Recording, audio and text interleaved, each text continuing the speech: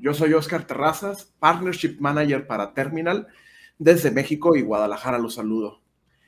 Quiero platicarles el día de hoy, estamos muy contentos de tener nuestra Tech Talk del mes de agosto, en las cuales son charlas mensuales, en las cuales buscamos presentar a las voces y misiones más importantes de Latinoamérica en el mundo de desarrollo de software y la tecnología digital. Todo esto hasta la comodidad de tu pantalla, con el fin de brindar una opción de inspiración a pensar y hacer grandes cosas, sin importar la ciudad en la que vivas. Todo esto está alineado con la misión que tenemos como compañía de conectar al talento tecnológico con las oportunidades laborales más excitantes y retadoras en startups norteamericanas y bien fondeadas. Si quieres saber más sobre las más de 50 posiciones que tenemos abiertas, que son 100% remotas para Canadá, México, Colombia y Chile, ingresa a terminal.io/openings. O síguenos en nuestras redes sociales, en Instagram, en Twitter, en Facebook, LinkedIn, todas como /Join Terminal. Pero ahora sí, vámonos directo a la razón por la que estamos aquí. Y estamos muy contentos de tener hoy a Pablo Villanueva. Pablo es ingeniero de software con experiencia en aplicaciones web, móviles y progresivas. Es desarrollador full stack, entusiasta del Internet de las cosas, agnóstico del lenguaje de programación, practicante y gestor de metodologías ágiles. Es emprendedor y además voluntario y líder de organización y líder organizador de eventos que articulan el ecosistema emprendedor y tecnológico latinoamericano, como Startup Weekend, solo para poner un ejemplo. Pero bueno, ya hablé muchísimo. Muchísimas gracias, Pablo, por estar acompañándonos el día de hoy. Creo que lo más conveniente para el beneficio de nuestra audiencia es cederte el micrófono y que nos platiques sobre PEAR y otras cosas que nos quieras tú contar. Adelante. Muchísimas gracias, Oscar. Saludos a todos en casa. Espero que estén muy bien, espero que estén saludables y que se estén cuidando. Para mí es un gran gusto estar con ustedes esta noche. Yo soy Pablo Pérez. Oscar ya platicó un poquito de mí. Soy ingeniero de Google. Trabajo como Customer Engineer en el equipo de Google Cloud, basado en México. Y parte de mi día a día, desde hace ya casi 2 años, es trabajar con múltiples organizaciones que están en este viaje de transformación digital y ayudarles a adoptar la nube y sus beneficios para lograr estos grandes objetivos de modernización. Mi pilar de especialización el día de hoy es el de modernización de aplicaciones y hay como diferentes sabores de los cuales nosotros podemos modernizar estas aplicaciones. Como un proyecto de 20%, que son algunos de los proyectos adicionales que puedes tomar en Google, yo soy advocate para un taller o para un guidebook que es el PAIR, que es People AI Research, que es un grupo de investigación dentro de Google que trabaja muy de la mano con el equipo de Google Brain para lograr para de alguna manera encontrar la mejor práctica y avanzar el estado de la industria en cuanto a prácticas de inteligencia artificial responsable, equitativa y justa.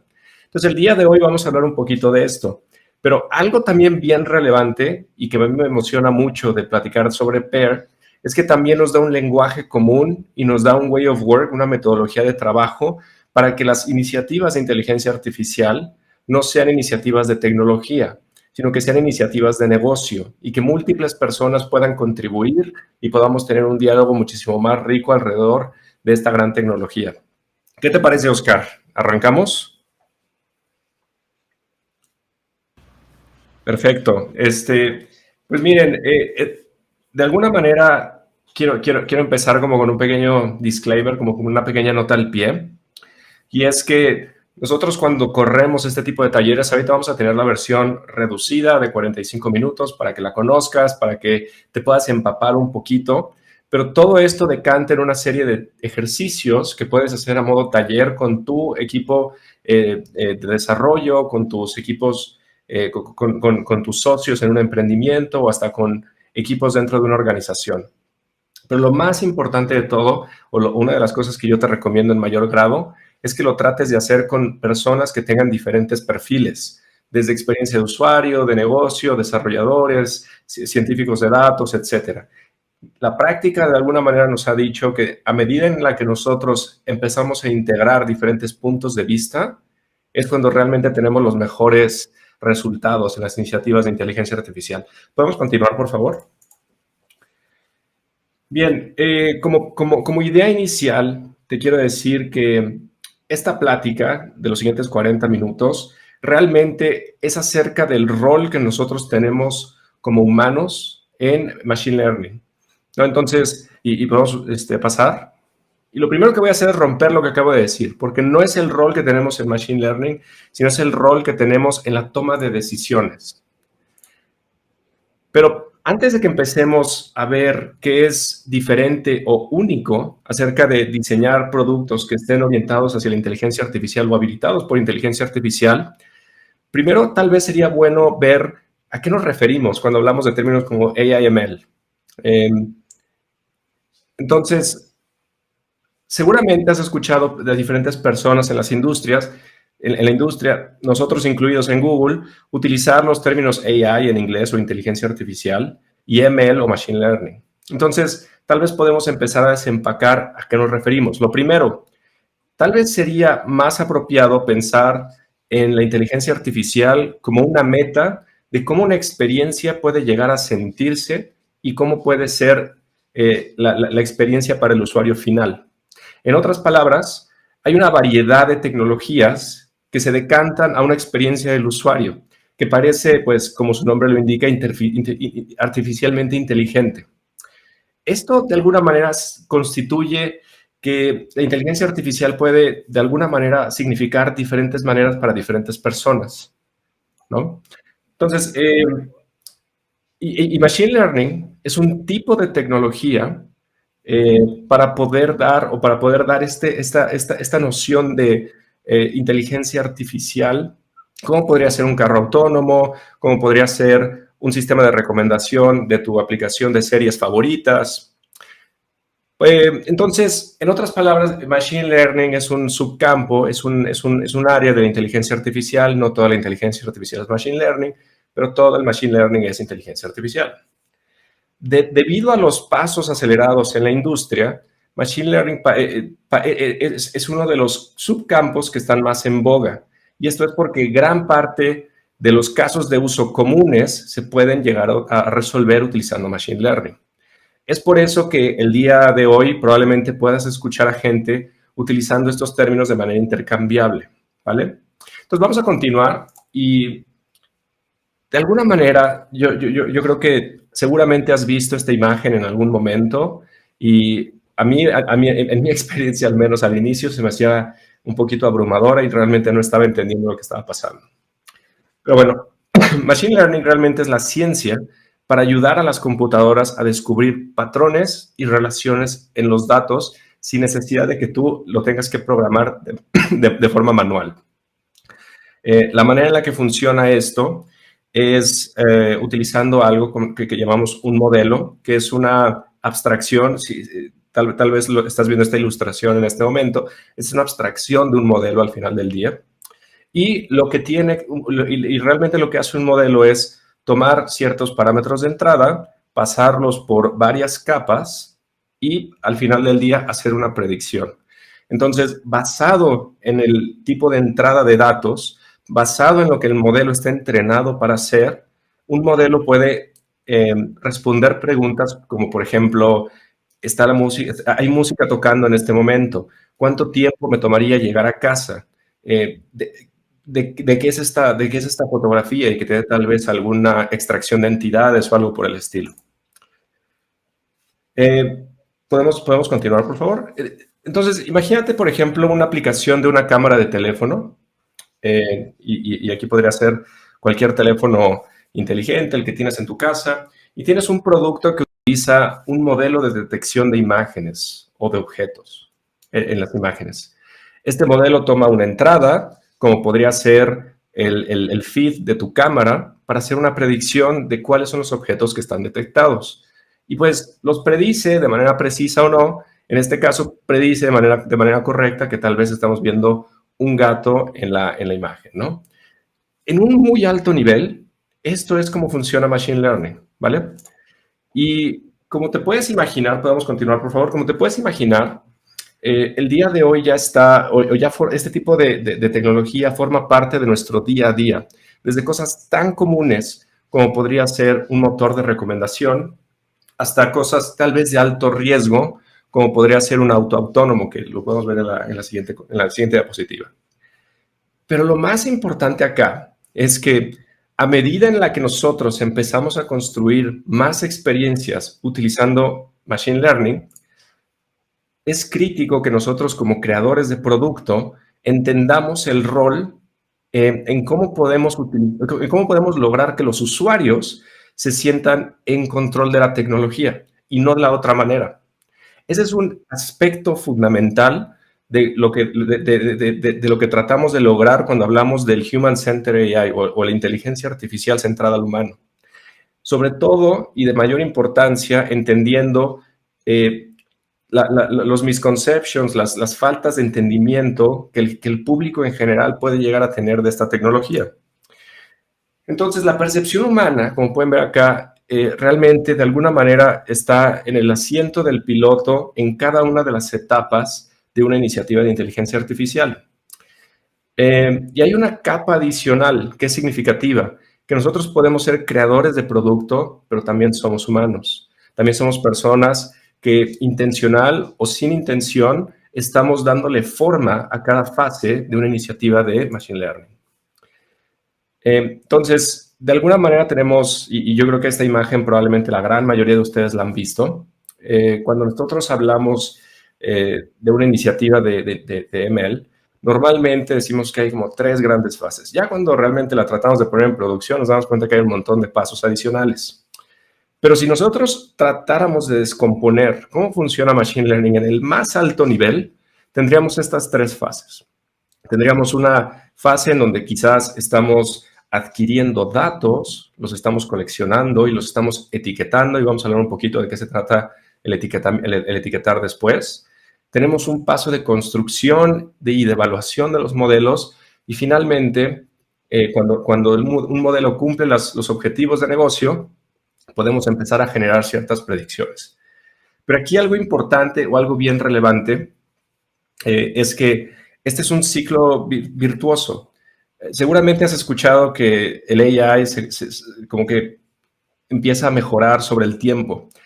Hay diferentes tipos de modelos que son capaces de manera automática aprender y mejorar, pero la gran mayoría de los modelos requieren de un reentrenamiento. A medida que tú coleccionas más datos, vas a volver a entrenar un modelo que va a tener o que va a lograr mayor precisión o va a lograr los objetivos de negocio de mejor manera, y lo vas a desplegar y vas a exponerlo a tus usuarios para que tengan mejores predicciones. Entonces, esto se vuelve como un ciclo virtuoso donde tú puedes definir la frecuencia de entrenamiento para tu modelo. Pero algo bien importante acá es que como creador de producto, tú y tu equipo son las personas que eligen las fuentes de datos. Tú y tu equipo son las personas que eligen las métricas de evaluación, si podemos pasar a la siguiente. Y finalmente, y esto es como lo más importante de todo, tú y tu equipo y muchas personas, todas las personas que utilicen este modelo, que utilicen tus servicios, de alguna manera van a ser impactadas por los resultados. Entonces, esos resultados pueden dar un impacto positivo o pueden también tener un impacto negativo en ciertas circunstancias. Y es importante que estemos al tanto de esta situación.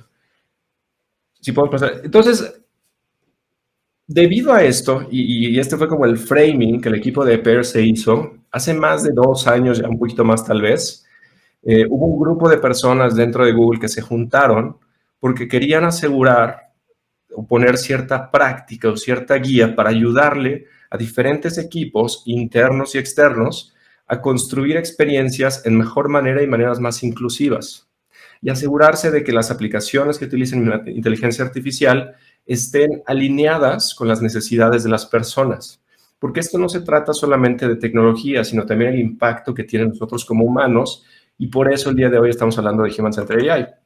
Entonces, en I.O. de hace como 2 años y en el I.O. de este año se lanza la segunda versión del People AI Guidebook.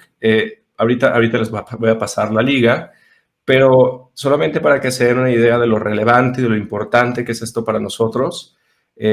Tuvo Center Stage en el I.O. hace 2 años en su release inicial, tuvo Center Stage en el I.O. este año, ¿vale?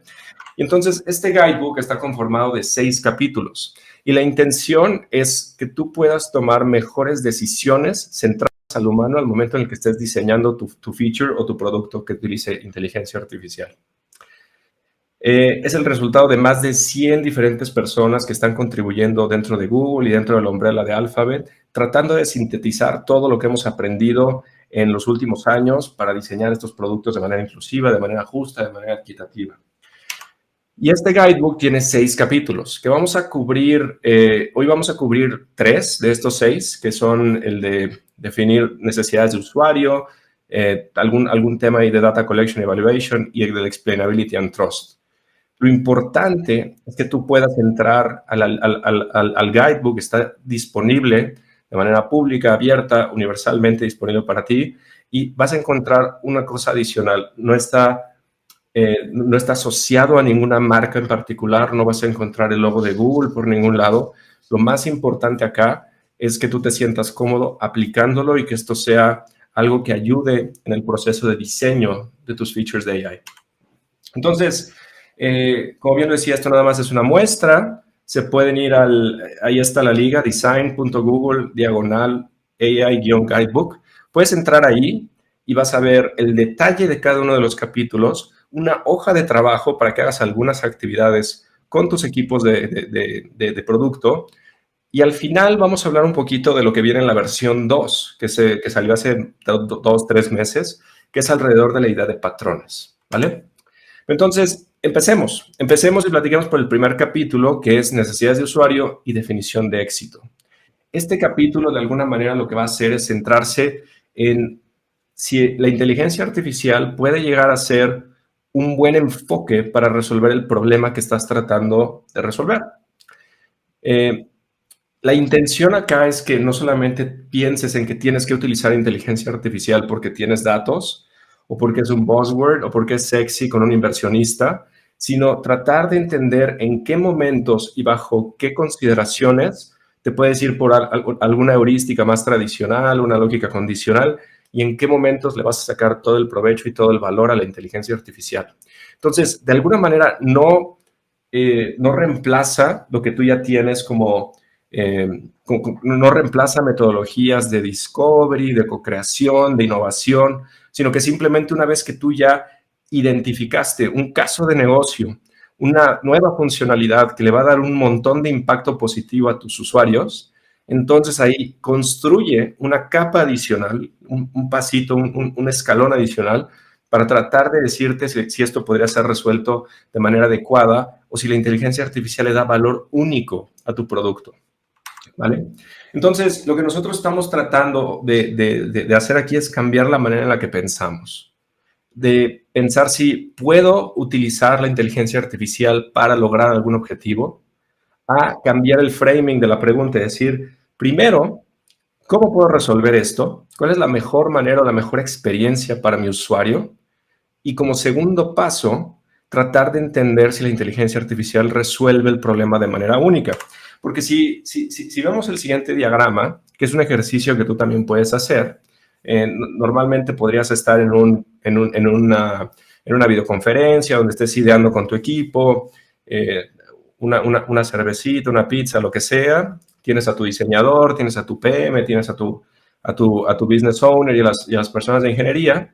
Y entonces empiecen a ver, una vez que ya vas a tener una noción y ahorita vamos a ver qué es lo que da cierta dependencia a la inteligencia artificial, pero lo más importante aquí es tratar de entender cuáles son aquellas funcionalidades, aquellas features, aquellos productos que le van a dar el mayor impacto a tus usuarios y que tienen la mayor dependencia con la inteligencia artificial. Entonces tú te quieres enfocar en este cuadrante, si vemos el cuadrante en la parte superior derecha, porque ahí es donde realmente le vas a sacar el mayor beneficio a este tipo de tecnología. Ahora, para empezar, hay algunas situaciones donde el AI tal vez es mejor que un enfoque tradicional, por decirlo de alguna manera. Y aquí, si pasamos a la siguiente, aquí te vas a dar cuenta de algo. Y el énfasis es en que la inteligencia artificial es probablemente mejor. Es una buena como regla de un buen rule of thumb, una buena regla, una buena práctica, que no seamos de alguna manera totalistas, ¿no? Sino que evidentemente todo esto absórbelo como es una recomendación, el AI es probablemente mejor y vamos a ir desglosando cada uno de los diferentes pasos. Entonces, la inteligencia artificial puede ser probablemente mejor cuando tú estás tratando de hacer detección de anomalías, por ejemplo, fraude de crédito bancario, y esto es porque el crédito bancario, desafortunadamente, es una práctica que sigue evolucionando y los actores maliciosos continúan encontrando nuevas maneras, nuevos patrones para poder hacer algún tipo de fraude. Entonces, si tú quisieras tratar de capturar si una transacción bancaria es fraudulenta o no, probablemente estarías constantemente y diariamente metiendo nuevas reglas de negocio. Y eso de alguna manera lo hace insostenible. Otro caso donde la inteligencia artificial probablemente puede ser mejor es en personalización, que allí es, por ejemplo, algún motor de recomendación en donde tú trates de dar la mejor recomendación para cada persona. Cuando tratas de hacer eso a escala, de nuevo es imposible tratar de programar lógica condicional para tratar de cumplir los gustos de todas las personas que forman la base de tus usuarios. La siguiente es la predicción de eventos futuros. Y aquí podría ser, por ejemplo, el precio de un viaje de la Ciudad de México a Guadalajara para finales de noviembre, o algo por el estilo, ¿no? También un punto en donde la inteligencia artificial puede ser bueno es en el entendimiento del lenguaje natural. Imagínate cuando tú utilizas tu teléfono y haces dictation, o sea, que le hablas y traduce a texto. Este tipo de software requiere de cierta inteligencia artificial para funcionar bien, para adaptarse a diferentes lenguajes, diferentes estilos de conversación, etc. Y finalmente, y algo bien interesante también, es la escala. A veces nos damos cuenta de que podemos generar o podemos mantener o soportar una práctica de negocio, pero al momento en el que estamos pensando en llevarlo a cientos, miles o cientos de miles de usuarios, ahí es donde quizás ya nuestro enfoque no necesariamente es el más adecuado. Entonces, cuando nosotros tenemos que hacer ciertas tareas a escala, podemos habilitar cierto grado de automatización utilizando inteligencia artificial. Asimismo, tenemos una guía interesante de cuándo probablemente la inteligencia artificial no es tan buena. Y aquí el primero es cuando los errores son muy costosos.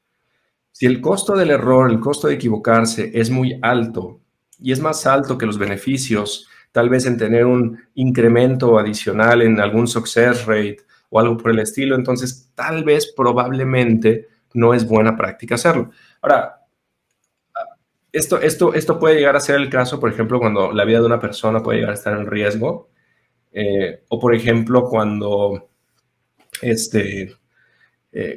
cuando quizás no queremos delegarle tanta responsabilidad a la inteligencia artificial. Entonces, hay un punto en medio en donde realmente no estamos tratando de automatizar la tarea, sino estamos tratando de aumentar las capacidades de una persona, como podría ser modelos de detección de anomalías en radiografías para médicos. Ahí el médico sigue teniendo la decisión final sobre si se tiene que hacer una examinación adicional o si un paciente presenta alguna lesión que pueda llegar a ser de cuidado, pero al final del día lo que está haciendo el AI es tratando de aligerar la tarea y tratando de dar soporte adicional, no tratando de reemplazar o de automatizar totalmente el flujo. Entonces, algo interesante ahí de un tema entre automatización contra augmentation. En el primer capítulo del guidebook también se platica un poquito más en detalle y te sugiero que te puedas meter a checarlo. Otro momento en donde el AI probablemente no es mejor es cuando hay una necesidad de transparencia. Si tus usuarios o tus desarrolladores necesitan entender exactamente qué es lo que está pasando en el código, entonces tal vez la inteligencia artificial no va a ser capaz de dar ese grado de explicabilidad. Acuérdate que trabaja en probabilidades. Entonces, si tú lo que estás tratando de hacer es calcular el impuesto sobre un artículo, pues probablemente eso es una operación aritmética. No necesitas introducir inteligencia artificial en ningún grado, ¿no? La siguiente es el predictability, la predecibilidad. Entonces, algo bien importante es que, por ejemplo, aquí tuve un problema con mis slides, denme un segundito. Sí, una disculpa. Entonces, acá el tema es que hay ciertos momentos en donde nosotros queremos tratar de entender qué es lo que está pasando en todo momento y tal vez no vamos a tener ese nivel de predictabilidad con un modelo, ¿no? Y es más, hablando de predictibilidad, de predecibilidad, el entrenamiento que tú vas a hacer con los mismos sets de datos entre uno y el otro, entre tal vez una corrida y la siguiente, te puede dar resultados bastante diferentes.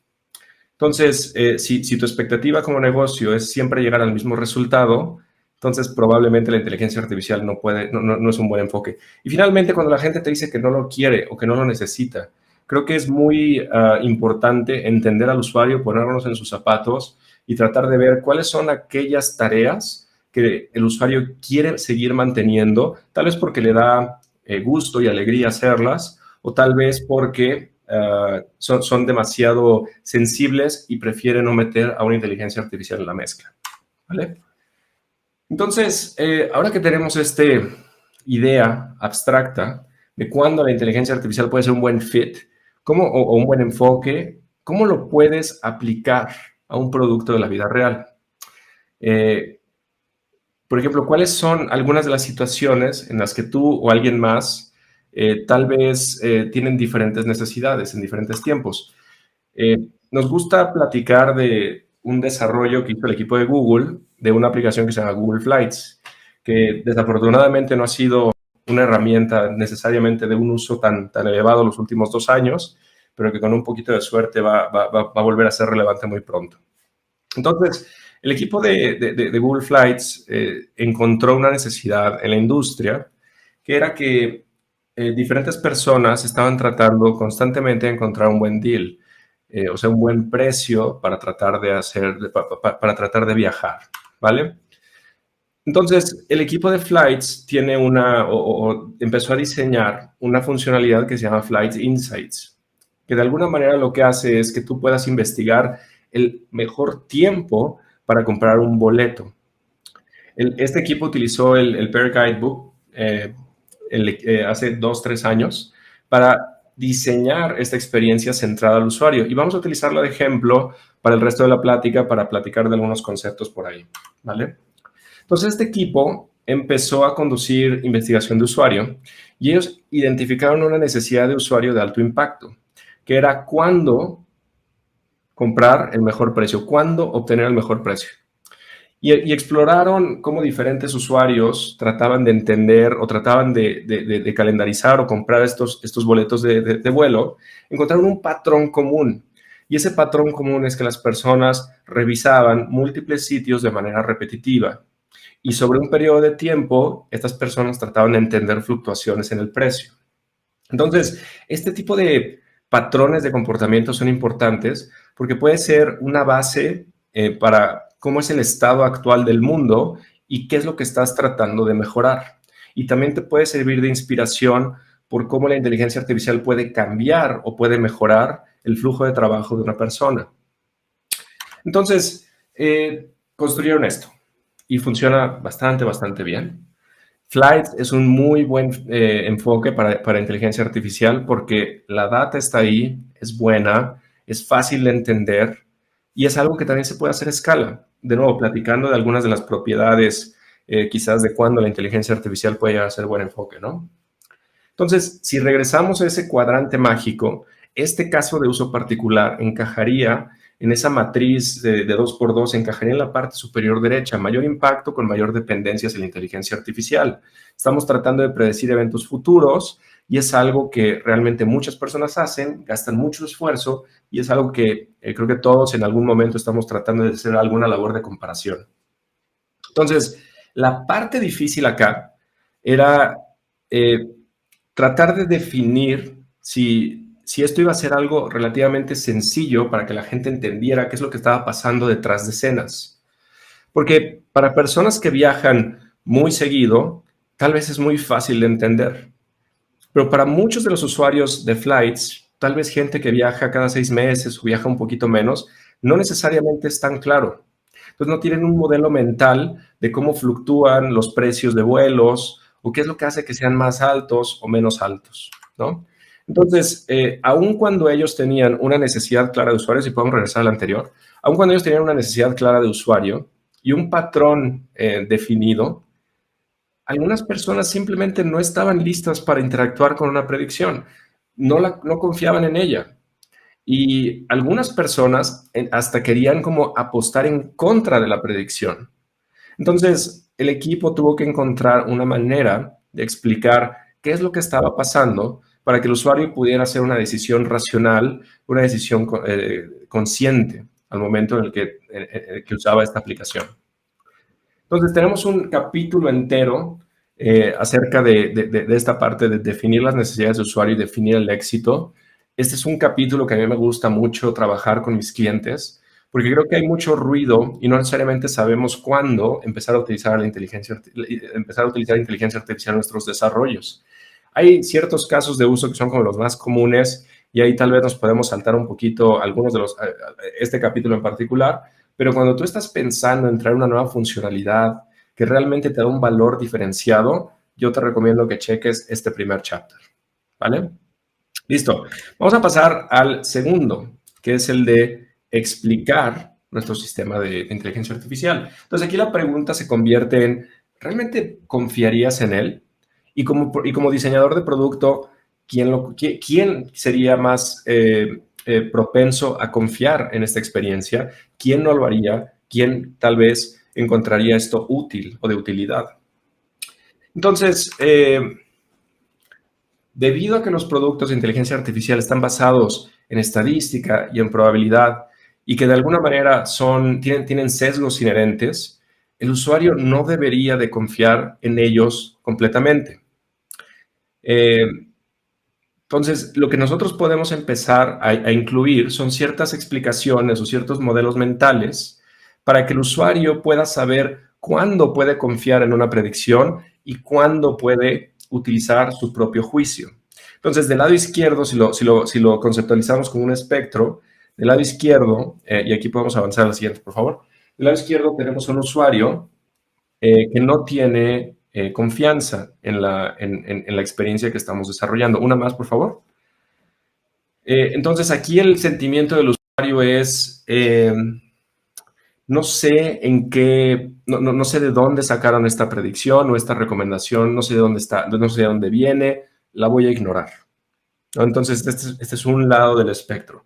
Del otro lado, tenemos usuarios en donde confían demasiado. Usuarios que asumen que el sistema siempre funciona de la mejor manera y ni siquiera se les pasa por la cabeza que tienen que cuestionarlo.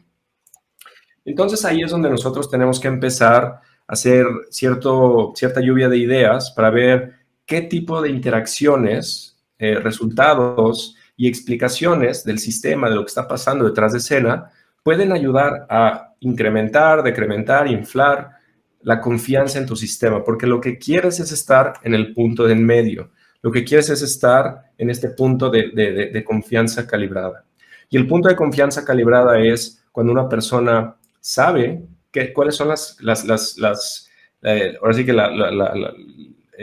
cuando un sistema puede hacer las cosas bien, pero cuando tiene que utilizar su propia inteligencia para corregir alguna predicción. Y piénsalo, velo de esta manera. Tú cuando estás en el auto manejando y quizás probablemente tú tengas un mayor nivel de conciencia acerca del tráfico en tu ciudad, cuando el navegador te manda por algún lado, a veces confiamos en él, pero otras aplicamos nuestra propia inteligencia y decidimos ir por otra ruta, ¿no? Entonces, bueno, si vamos a pasar a la siguiente, por favor.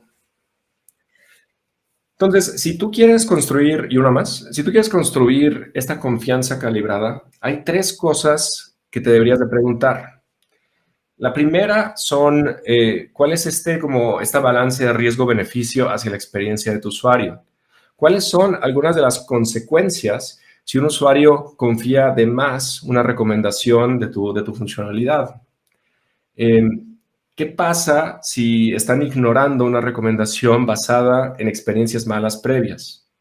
Entonces, creo que esto es algo relevante. ¿Podemos pasar a la siguiente, por favor? La siguiente cosa que te debes de preguntar al momento que te estás calibrando es tal vez ciertos datos de sistema que pueden estar impactando la confianza del usuario, que pueden estar presentes o pueden estar ausentes, ¿vale? Si tal vez tu feature tiene ausencia de ciertos datos, esto puede llevar a mucha confianza o a poca confianza. Por ejemplo, una aplicación de recomendación de música que hace el statement de decir nosotros podemos darle el mejor tipo de recomendación para todos los amantes de la música, de todos los géneros, pero este modelo o su modelo de recomendación no está entrenado en bachata, ¿no? Entonces, eso de alguna manera eliminaría por completo la confianza de muchos usuarios. Entonces, finalmente, un punto adicional es entender o identificar, y esto es igual de importante que saber qué datos de sistema puedes traer a la mesa, es el conocimiento del usuario que es relevante para tu experiencia. Si algunos de tus usuarios son expertos en materia, en algún dominio en particular, van a tener mayor nivel de escrutinio sobre la predicción, sobre quizás lo que haría tal vez un usuario muchísimo más casual. Entonces es importante que tú también te pongas esto en consideración y esté en esta lista de tareas que trates de definir al momento que estás diseñando un producto. Entonces, vamos a ver algunas de las recomendaciones de cómo puedes empezar a construir confianza en un producto. Entonces, hay algunas maneras en las que se ha logrado construir esta confianza en la interfaz del usuario. Por ejemplo, explicar qué es lo que está pasando, tener algunas visualizaciones sobre la confianza de la predicción, tal vez controlar la habilidad de prender o apagar las predicciones o ser capaz de personalizarlas, tener mensajes de error y tener un sistema de diseño ante fallas, ¿no? Acuérdate que el Machine Learning por defecto no va a funcionar de manera perfecta, pero el estado de tu aplicación o el estado de tu flujo de trabajo debería, aun cuando las cosas fallen, de ser todavía lo suficientemente bueno para que no empieces a perder la confianza de tus usuarios. Y finalmente, tener muy claras las necesidades de privacidad y seguridad alrededor de los datos.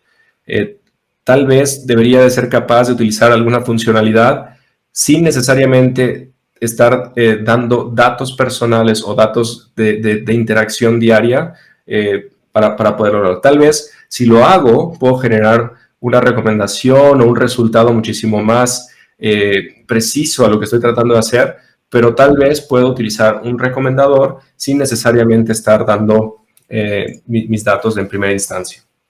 Entonces, hay una matriz también que nos ayuda a entender y el worksheet del segundo capítulo, el capítulo de explicabilidad, también tiene esta matriz de 2x2, ¿vale? Entonces, aquí lo que tú puedes tratar de definir es en qué momento o cuál es el nivel apropiado de explicabilidad para una funcionalidad en concreto, ¿no? Entonces, tratamos de evadir situaciones en donde el impacto de la decisión es alta y donde la confianza del sistema es baja, ¿no? Entonces, para materializarlo en un ejemplo, esto sería, por ejemplo, si compras un auto autónomo, un auto que se pueda conducir solo, y, por ejemplo, que no sea tan bueno al momento de estar manejando en una carretera. Eso sería algo muy malo, ¿vale? Entonces, tratamos de evitar empoderar este tipo de casos de uso con inteligencia artificial cuando estamos en estas cosas. Está bien. Entonces, finalmente, ¿cómo le puedes hacer para empezar a calibrar la confianza del usuario sin necesariamente tratar de estar como empujando tanto texto? Y para empezar, o sea, ¿cómo le haces para que el usuario ponga atención si te confían de manera inherente? ¿Cómo le haces para ganar la confianza de ciertas personas que por naturaleza tienen cierta sospecha? Una de las cosas que puedes hacer es explicarlo, como lo puedes ver en esta lámina, ¿no? Entonces, entendiendo que muchos viajeros, en este caso para Google Flights, traen a la mesa diferentes tipos de modelos mentales, ¿no? Aquí Flights lo que está tratando de hacer es manejar las expectativas con una explicación disponible cuando le dan un clic al insight, ¿no? Entonces, este tipo de control se llama un Progressive Disclosure. Entonces, lo que puedes hacer es pones tu, y si podemos regresar un segundo, lo que tú puedes hacer es, al momento en el que pones tu mouse encima, te genera como este tooltip, este pequeño recuadro que te lee la explicación. Algo importante es que, aun cuando esta explicación pareciera ser un poco larga, sí le ayuda a los usuarios que pueden llegar a tener un modelo mental diferente a que puedan tener una mejor decisión. Algo importante acá es que si lo lees en detalle, te vas a dar cuenta de que no se arrojan conceptos que sean ajenos a tus usuarios finales. No estamos hablando de AI, no estamos hablando de ML, no estamos hablando de explicabilidad de features. Estamos tratando de utilizar términos relevantes, términos de negocio que cualquier persona pueda llegar a utilizar. Eso es muy, muy importante. Otra cosa que puedes hacer para tratar de ganar la confianza es, evidentemente, pues, ahora sí que poner tu dinero donde tu boca está, ¿no? Tratar de hacer como este backing de tus predictions, de tus claims. Y este es un ejemplo de lo que Google hizo para Flights, que es una funcionalidad que se llama Google Price Guarantee o precio garantizado por Google. Entonces, queríamos hacer que mucha gente entendiera que nuestras predicciones o nuestro modelo de predicción era tan bueno que los podíamos pagar en el caso en el que nos equivocáramos. Entonces, estamos realmente cubriendo el caso en donde nuestra predicción no es tan buena, que es cuando decimos que el precio no va a bajar, pero termina bajando. Ahí es cuando empezamos a impactar el bolsillo de las personas. Y entonces, tener esta garantía le ayudó a mucha gente a confiar en la funcionalidad, y aun cuando no sabían realmente cómo funcionaba el pricing de boletos de avión, no se sentían estresados al momento de hacer la compra, ¿vale? Entonces, ahora quiero hacer un pequeño ejercicio, y normalmente esto lo hago lo hacemos en vivo, lo hacemos cuando tenemos un chat un poquito más disponible, pero lo que quiero que hagas es que te imagines, que cierres los ojos, que esperes 5 segundos y te imaginas un zapato. Imagínate un zapato, el zapato que te venga a la mente, cierra los ojos, imagínate un zapato, ¿vale? Ok, si podemos pasar a la siguiente. Algunos de ustedes se imaginaron algo como esto, como un tenis, ¿no? Ahí como muy casual. Otros se imaginaron tal vez un zapato un poco más formal, ¿vale? Y finalmente, quizás algunas personas más, se imaginaron tal vez algo como puede ser un tacón. Entonces, y esto lo que nos dice de alguna manera es que imagínate si tenemos este sesgo orientado hacia algo tan básico como un zapato, cómo los sesgos se pueden meter a nuestros productos cuando los datos que nosotros estamos manejando son muchísimo más complejos. Entonces, imagínate que estás tratando de trabajar en un modelo de inteligencia artificial que reconoce zapatos, ¿no? Tú podrías estar expuesto a estos sesgos. Esta es la manera en cómo los sesgos empiezan a ocurrir en la inteligencia artificial. Entonces, en Machine Learning tú lo que tienes que hacer es dar muchos ejemplos, y esos ejemplos normalmente están etiquetados. Tú le das la foto de un zapato y le dices si es un tacón o si es tal vez un zapato formal o lo que sea, ¿no? Y esas etiquetas pueden llegar a tener sesgos también, o pueden llegar a tener... y entonces así es como el sesgo empieza a meterse a tu modelo de Machine Learning. Empieza a tomar como vía un proceso de ingeniería, se empieza a meter. Y es muy importante encontrar estos sesgos tempranamente para que puedas mitigar los efectos una vez que empiezan a llegar, una vez que empiezan a impactar a tus usuarios. Hace un tiempo, y si podemos pasar, hace un tiempo Google desarrolló un pequeño juego que se llama Quick Draw. Lo puedes buscar en Google Search. Y en este juego le pedíamos a las personas que trataran de dibujar cosas del día a día utilizando su navegador, como zapatos o como cualquier otro tipo de objetos comunes. Y la computadora mostraba lo que estaban dibujando en tiempo real y trataba de hacer una predicción sobre el dibujo, ¿no? Entonces, ¿cómo nos fue con los zapatos? La mayoría de los usuarios empezó a dibujar zapatos que se veían más como la primera imagen. Podemos regresar tantito. como la primera imagen, como la imagen del tenis un poquito más casual. Entonces, a medida que la gente empezó a interactuar con el juego, pues se dieron cuenta que no era capaz de reconocer otro tipo de zapatos que no fuera un tenis casual. Entonces, cuando el equipo se dio cuenta de eso, fue capaz de manera intencional empezar a añadir ejemplos de diferentes tipos de zapatos para compensar la falta de ejemplos. Y entonces esto hizo que el rendimiento del modelo mejorara y que tuviera una mejor generalización al momento de ser utilizada por los usuarios. Entonces, esto nada más te dice cómo puedes de manera activa estar buscando por estos sesgos, por esta falta de representación de ciertas entidades en tus datasets. Entonces, es probable que al principio no vayas a tener la mejor data para trabajar. Entonces, y es posible que la data ideal para el entrenamiento de tu modelo no exista el día de hoy. Entonces, si bien tienes que tener procesos de calidad de datos, de ingesta, de calidad realmente no deberías de tratar de, ahora sí que generar como esta data perfecta antes de que puedas empezar a experimentar, ¿vale? Entonces, si regresamos otra vez, y aquí podemos pasar a la siguiente, una más, por favor.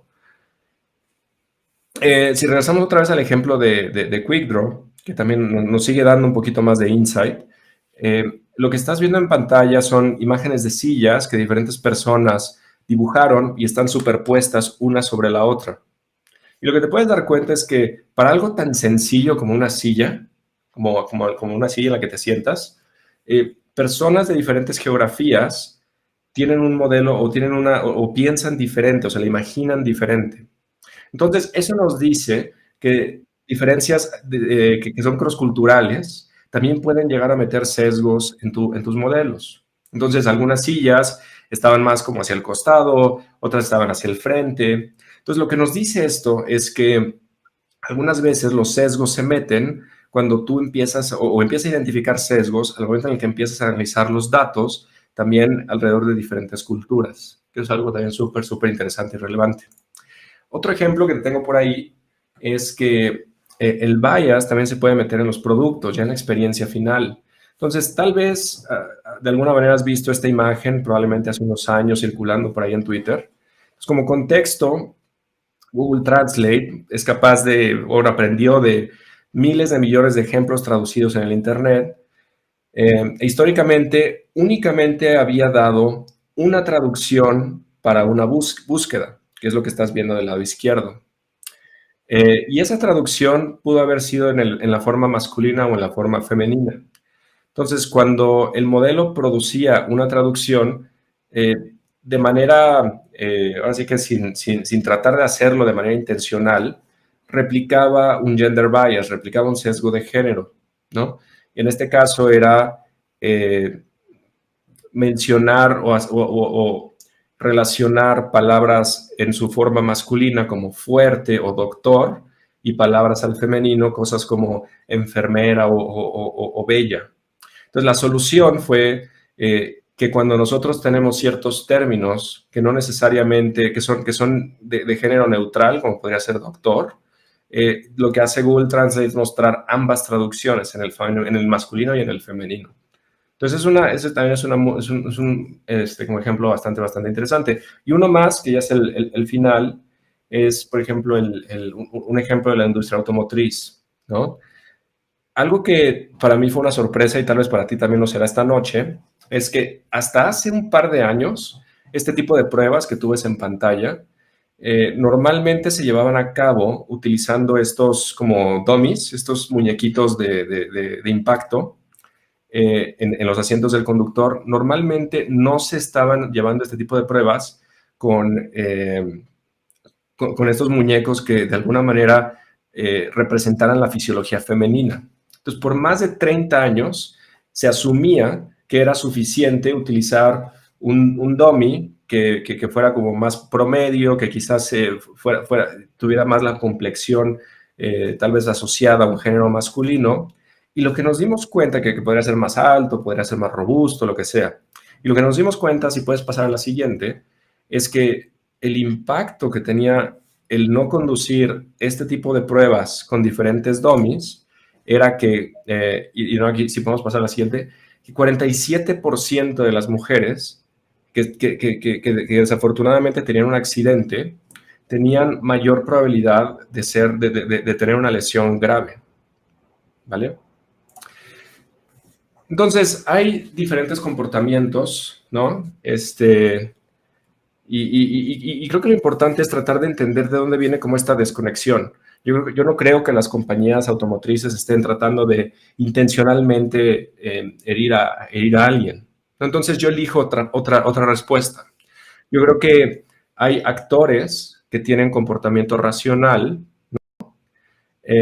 Hay ciertas cosas que nosotros tal vez tomamos como decisiones obvias, pero que al final del día pueden llegar a tener un resultado significativo para nuestros usuarios finales. Desde una perspectiva de negocio, el defecto siempre lo vemos como lo más barato o lo más rápido, pero realmente el tratar de tomarse como un pasito para atrás y empezar a tratar de construir productos de manera inclusiva, te puede ayudar a evitar ciertas situaciones embarazosas, cierto daño reputacional y puede de alguna manera evitar que la gente pierda confianza en tu compañía. Entonces, ¿qué es lo que puedes hacer para tratar de atacar o reforzar algunos sesgos que pueden llegar a no ser tan justos? Algo que puede ser es utilizar un par de herramientas que también el equipo de PAIR desarrolló. La primera se llama What If Tool, que lo que te permite es entrar en tus datos y explorar falsos positivos o falsos negativos. Entonces, puedes examinar diferentes límites para tus indicadores de precision y de recall, puedes tener ciertos trade-offs, puedes comparar outputs de diferentes modelos. Entonces, de alguna manera te ayuda a tratar de entender qué pasaría si quizás un valor fuera diferente o qué pasaría cuando yo empiezo a jugar un poquito con la distribución del input, ¿no? El segundo, que es una tool también bastante visual, es uno que se llama Facets, que de alguna manera lo que te ayuda es a tratar de explorar la distribución de tu set de datos de manera muy visual, para que trates de identificar tal vez cuáles son algunas de las categorías en donde tal vez no estás teniendo tanta representación de datos. Y entonces, tal vez la última cosa que a mí me gustaría platicar acá es la importancia de tener principios de inteligencia artificial que te ayuden a guiar ciertas decisiones como producto, pero también como compañía, ¿no? Nosotros tenemos 7 principios que son los que tienes acá en pantalla, los hacemos públicos de manera, o los hacemos disponibles de manera pública y los utilizamos para mantenernos en el mayor estándar. Y algo importante es que cuando las organizaciones quieren trabajar con la tecnología de inteligencia artificial de Google, normalmente pasamos por un comité de revisión para asegurarnos de que cualquier tipo de uso comercial que se le esté tratando de dar a la tecnología de Google sea ético, sea justo, sea responsable. Entonces, felicidades, porque después de esto, tú ya tienes el conocimiento general acerca del guidebook. Entonces, lo que yo voy a hacer es invitarte, y si podemos pasar a la siguiente, revisa las hojas de trabajo, revisa los ejercicios en detalle que pueden ayudar para que tú y tu equipo empiecen a trabajar en conjunto. En serio, no lo puedo decir o no lo puedo estresar de mayor manera. Cuando yo corro este tipo de ejercicios con algunos de mis clientes, realmente les damos una nueva manera de interactuar, una nueva manera de atacar este tipo de iniciativas. Y ahí es donde ellos ya saben cuál es el rol que diferentes actores de negocio pueden llegar a jugar al momento de generar una iniciativa de inteligencia artificial. También hay algunos recursos adicionales que tú puedes revisar por ahí. El guidebook está disponible en este momento, va a evolucionar sobre el tiempo y justo te quiero platicar un poquito de esa evolución y si podemos pasar a la siguiente, por favor. Una más. Te quiero platicar de la segunda edición del Guidebook, que está de alguna... Y la siguiente, esta. Y esta segunda edición tiene algunos materiales adicionales que puede ayudarte todavía en mayor manera a que pongas o que pases de la teoría a la práctica. Si alguna vez te has metido a ver la página, por ejemplo, de Material Design, donde te dice, haz esto, no hagas esto otro, es más o menos el tipo de experiencia que vas a obtener de esta página de patrones, pero orientada a patrones de inteligencia artificial. Entonces, a partir de hace como 2 años, estábamos escuchando una y otra vez que muchas personas querían tener material para poder llegar a la práctica, ¿no? Entonces, tenemos casos de estudio, tenemos ejercicios y estamos continuamente mejorándolo, ¿no? Siguiente, por favor. Hay 23 patrones en total. No los vamos a cubrir ahorita todos. Yo solamente te voy a platicar de 2. El primero es justamente el que vimos al inicio de la charla, ¿no? Determinar si la inteligencia artificial puede dar valor único o no. Y entonces, muy fácilmente te pueden decir, tal vez para un caso de uso particular, te pueden decir, trata de llegar a este estado ideal, trata de evitar este otro, trata de evitar hacer esto otro, ¿vale? Entonces, te hablan de cuando una solución orientada a reglas, orientada a heurística, puede ser buena. Te habla cuando una solución orientada a inteligencia artificial puede ser tal vez más recomendada. Entonces, métete a checar este primer patrón. El segundo es tal vez el invertir desde temprano en buenas prácticas de datos, ¿no? Entonces,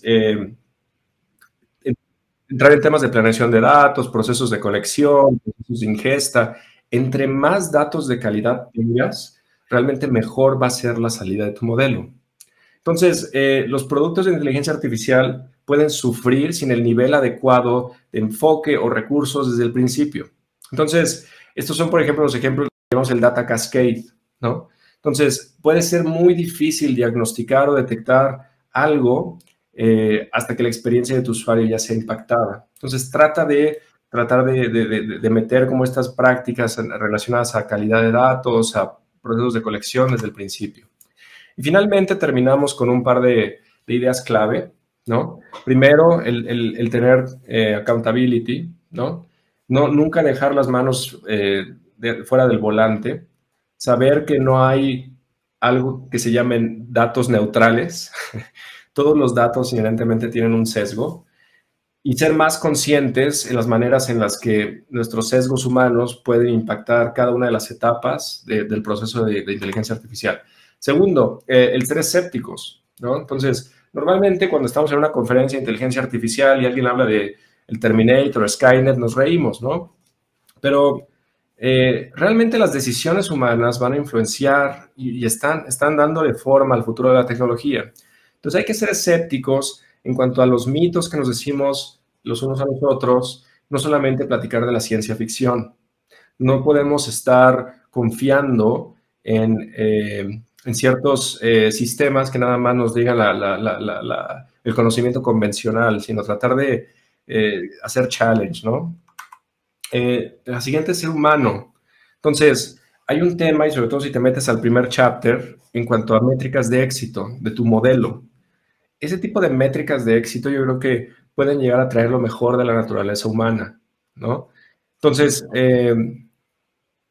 aquí es muy importante que podamos definir estas métricas de éxito para que sepamos en qué momento tenemos que tomar acción al momento en el que la experiencia empieza a sesgarse, o al momento en el que sobrepasamos un límite y ya no le estamos dando la mejor experiencia a los usuarios. Y hacerlo de manera frecuente y tener a las personas adecuadas en esa toma de decisiones. Y finalmente, ser humilde. No en todas las situaciones sabemos lo mejor, ¿no? La industria de la tecnología está enamorada con la disrupción, pero de manera frecuente impone cierta visión del futuro a ciertos usuarios y espera que se adapten. Entonces, a veces la inteligencia artificial no necesariamente es la mejor solución para resolver todos los problemas, ¿vale? Entonces, bueno, yo les quiero agradecer por el espacio que tuvimos el día de hoy. Invitarlos de nueva cuenta que puedan revisar como el guidebook, que se metan a la página, que revisen los patrones. Sígueme en Twitter, échame un mensajito si tienes alguna duda o si lo empezaste a aplicar con tus equipos y te fue bien. Me encantaría escuchar de tus historias, ¿no? Listo. Pablo, muchísimas gracias. La verdad es que es una charla que creo que nos va. No es para que la platiquemos en este corto momento. Creo que gracias por compartir los recursos.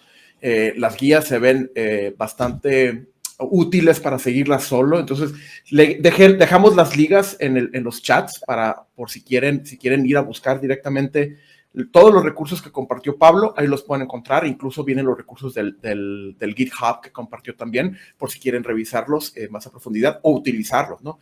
Pero, híjole, no puedo agradecer lo suficiente para esta charla. La verdad es que es muy relevante e importante, no solo para aquellos que quieren crear una startup, sino también para aquellos que trabajamos en empresas y lideramos proyectos que van a tener fricción o uso por medio de los usuarios, ¿no?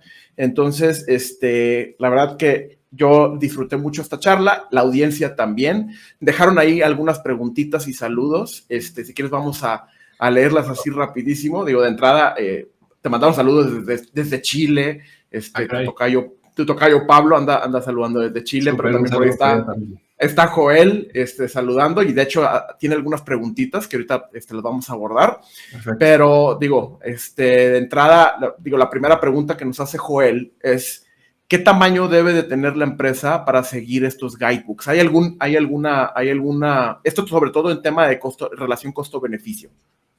Sí, realmente lo que nosotros vimos en la práctica es que no hay una relación entre el tamaño de tu equipo y si puedes o no seguir alguna práctica, algún best practice o alguna metodología adicional.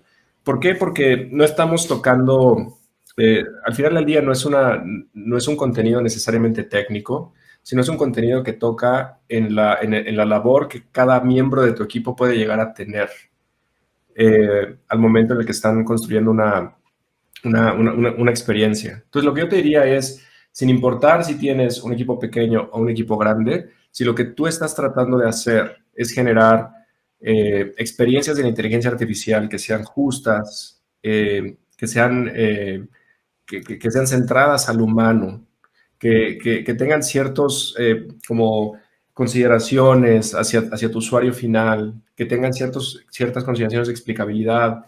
Realmente esto te puede ayudar a que puedas tomar mejores decisiones al momento que estás desarrollando tu producto o tu funcionalidad. No necesariamente está asociada a un número de personas particular y no creo que ponga un overhead así como tan grande en tu proceso de diseño o de proceso de creación de producto.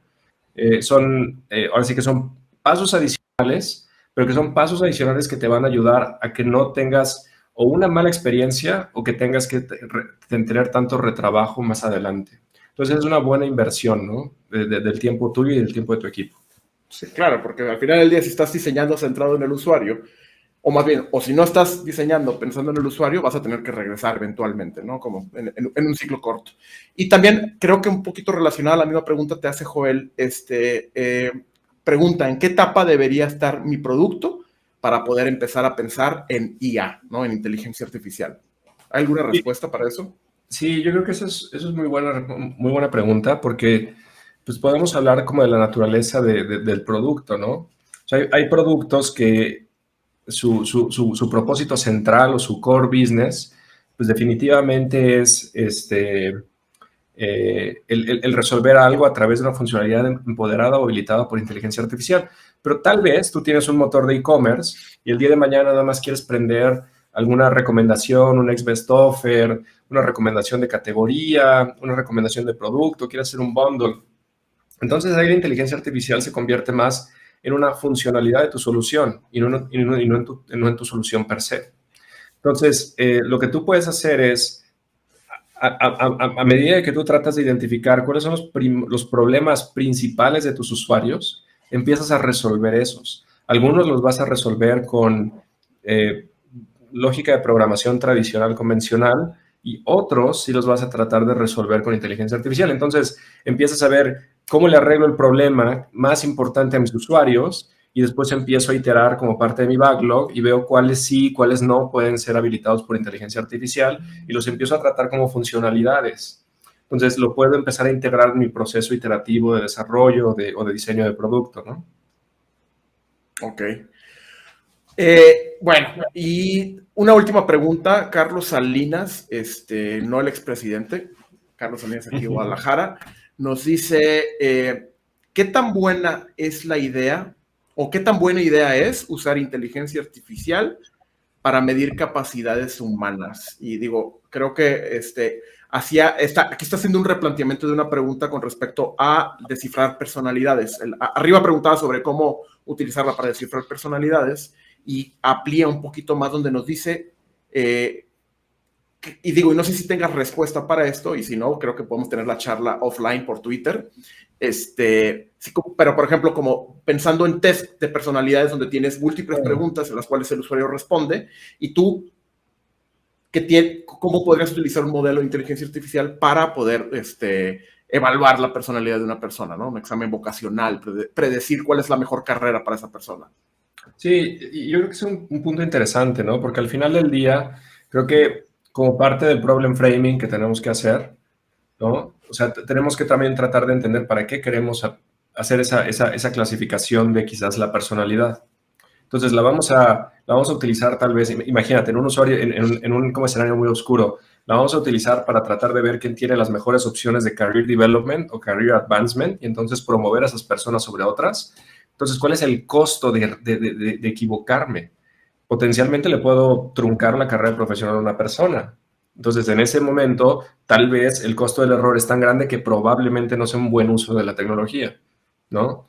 Claro. Pero dependiendo de lo que estés tratando de lograr, de nuevo, y creo que ese es como el valor de tener como este marco de referencia, tú puedes empezar a decir si sí o si no. No hay una respuesta, realmente todo varía de lo que estés tratando de lograr, la intención detrás, si tus usuarios quieren esa funcionalidad o les resulta útil. Entonces, como te puedes dar cuenta, todo lo que estamos viendo o algunas de las partes que vimos en la presentación te ayudan a que tú y tu equipo lleguen a esa decisión, si realmente es bueno o malo utilizarlo, porque no hay una respuesta para todos los casos de uso que existen en el mundo, ¿no? Sí, porque no es ni siquiera llegar a la pregunta, o sea, a las preguntas que normalmente le haría un ingeniero, ¿no? Es, ¿a qué data tienes? ¿Qué preguntas vas a hacer? ¿En qué contexto lo vas a estar? ¿O qué fuentes secundarias vas a meter dentro del modelo? Esas son las preguntas asumiendo que lo tienes que hacer. Pero creo que como dices tú, ya cuando lo piensas desde el framework, empiezas a hacer las preguntas antes de siquiera empezar a pensar si tienes los datos suficientes para tomarlo, ¿no? Sino más bien si es, como dice, el costo-beneficio o el riesgo que se asume al poder empezar a utilizar este tipo de modelos, ¿no? E incluso creo que ese es un tema, en la pregunta que hace Carlos, que está ahorita muy en boga. Hay mucha polémica alrededor de distintas herramientas de inteligencia artificial para determinar el career path dentro de una empresa, y que los mismos sesgos y la limitación en la cantidad de datos están entregando respuestas que pueden truncar la carrera de una persona, y la verdad es que es muy relevante. Y muchas gracias, Carlos, por la pregunta, pero sobre todo muchas gracias, Pablo, por ayudarnos a ponernos en ese contexto y en ese punto de vista para poder resolver las preguntas antes de meternos a meter código. Pero no sé, Pablo, si quieras nada más decir un mensaje de adiós. Estamos unos minutitos hubo buenas preguntas, estamos unos minutitos fuera de tiempo, pero si hay algún mensaje que quieras mandar a la audiencia, que te sigan en Twitter y llevar la conversación para allá, bienvenido. Sí, pueden seguirme en Twitter, en Pablo Villa MX, platíquenme, en una de esas hasta nos podemos meter una llamadita, platicamos en detalle de lo que fue como más interesante, relevante, o cómo puedes empezar a utilizar esto. A mí me encantaría hacerlo. Es uno de los contenidos que normalmente trabajamos en la aceleradora de Google y siempre estamos tratando de mejorarlo y siempre estamos tratando de generar ahí casos de éxito que podamos llegar a referenciar. Entonces, muchísimas gracias por el espacio. Espero que esta plática haya sido enriquecedora, que te haya servido y, sobre todo, lo más importante, que te lleves a algo que puedas utilizar el día de mañana. Pablo, muchísimas gracias otra vez. Muchísimas gracias a la audiencia. Muchísimas gracias al equipo de producción. Nos vemos el próximo mes, aunque vamos a tener nuestra próxima Tech Talk en inglés también el día 25 de agosto. Vamos a hablar con Ryan Sokol, que es VP de Ingeniería para Dashboard, que van a empezar a contratar aquí por medio de Terminal. Entonces vamos a tener esa charla muy, muy buena entre Dylan Cerota, que es nuestro co-founder, y Ryan Sokol. No se la pierdan, regístrense, van a ver, síganos en nuestras redes sociales, y no queda nada más que despedirme y agradecer su atención. Muchísimas gracias a todos.